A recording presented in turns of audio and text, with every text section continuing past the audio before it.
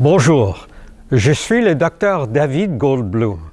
Je m'adresse à vous de CAMH, le Centre de toxicomanie et de santé mentale, qui est le plus grand hôpital d'enseignement et centre de recherche du Canada dans les domaines de la santé mentale et de l'usage de substances psychoactives.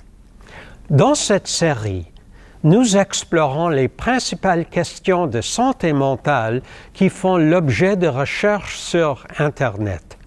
Abonnez-vous à notre chaîne afin de ne rien manquer.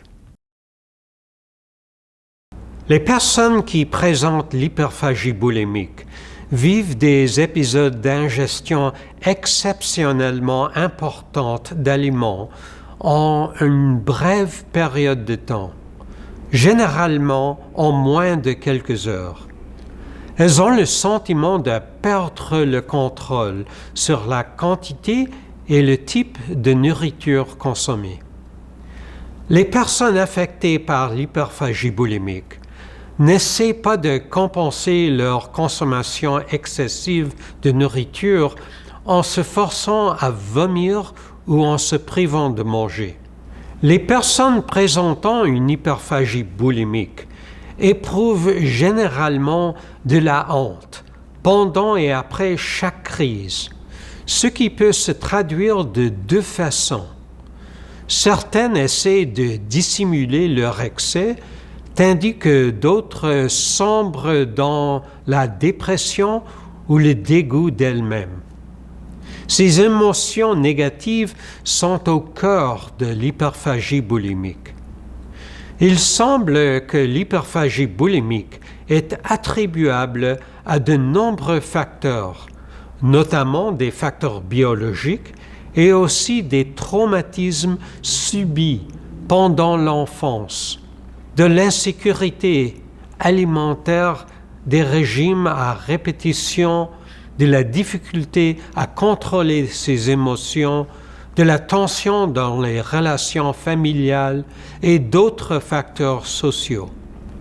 Ce trouble affecte davantage les femmes que les hommes et il se manifeste souvent à la fin de l'adolescence ou au début de l'âge adulte.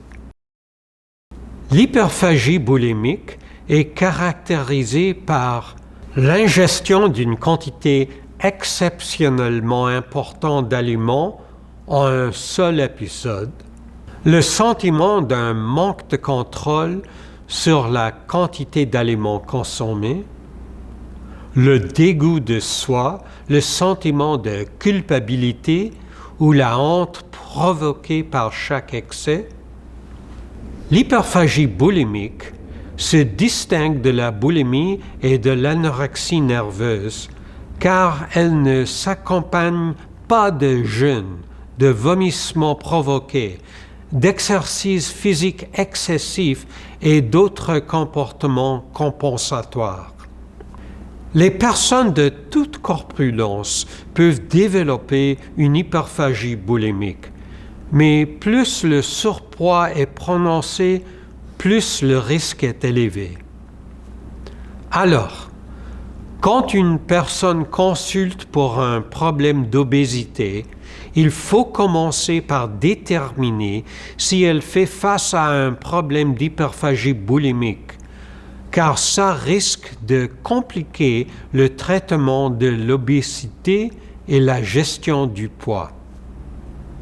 Il existe un lien entre l'hyperphagie boulimique et l'obésité. Les recherches semblent indiquer que le plus surpoids est important, plus il y a des chances qu'une personne ait une hyperphagie boulimique. Avec les thérapies comportementales classiques de l'obésité, les personnes qui ont une hyperphagie boulimique perdent moins de poids, le reprennent plus vite et sont plus nombreuses à abandonner leur thérapie que les autres.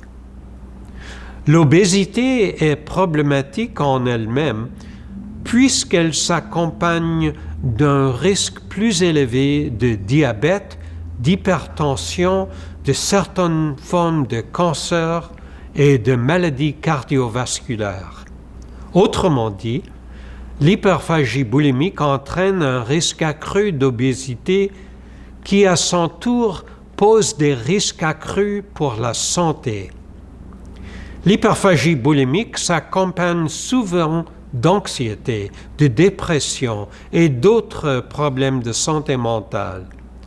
On a également montré que les personnes atteintes d'hyperphagie boulimique étaient plus nombreuses que le reste de la population à faire une consommation problématique d'alcool et de drogue. Enfin, on a aussi montré que l'hyperphagie boulimique est souvent associée à une perception négative du corps et à des préoccupations liées au poids. Le manque d'estime de soi et les relations familiales difficiles sont également fréquents chez les personnes affectées par ce trouble. Parmi les experts de l'obésité et des troubles de l'alimentation, le mode de traitement de l'hyperphagie boulimique fait l'objet de polémiques. Certaines soutiennent qu'il faut s'attaquer aux problèmes psychologiques qui accroissent la vulnérabilité à l'hyperphagie boulimique en faisant appel à diverses psychothérapies, dont la thérapie cognitivo-comportementale et la thérapie interpersonnelle. Ils affirment qu'en traitant les difficultés émotionnelles sous-jacentes, on obtient des résultats thérapeutiques positifs pour les patients. Mais les personnes confrontées à l'obésité et à des formes graves d'hyperphagie boulimique ont généralement besoin de traitements spécialisés, y compris de traitements médicamenteux. Pour les troubles modérés à sévères de l'hyperphagie boulimique, la prescription de lisdexamphétamine est souvent le traitement de première intention. En combinant deux formes de traitement, soit une thérapie comportementale pour la perte de poids et une psychothérapie, on agit à la fois sur l'hyperphagie boulimique et sur l'obésité. L'hyperphagie boulimique est difficile à détecter et difficile à comprendre, mais en disposant des informations adéquates, il est possible de se rétablir de ce trouble. Vous avez aimé cette vidéo? Abonnez-vous à notre chaîne pour découvrir d'autres présentations sur la santé mentale et l'usage de substances psychoactives appuyées sur des données scientifiques.